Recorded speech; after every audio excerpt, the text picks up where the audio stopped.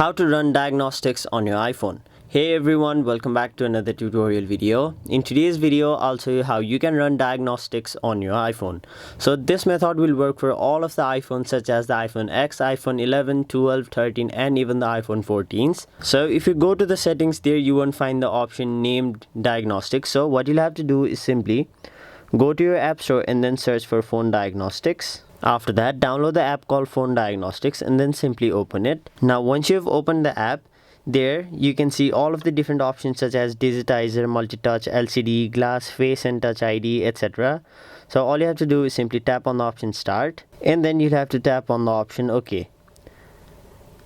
Now you'll have to fill out all of these details over here. So you'll have to complete all of these little mini games kind of things to make sure that your phone is fine.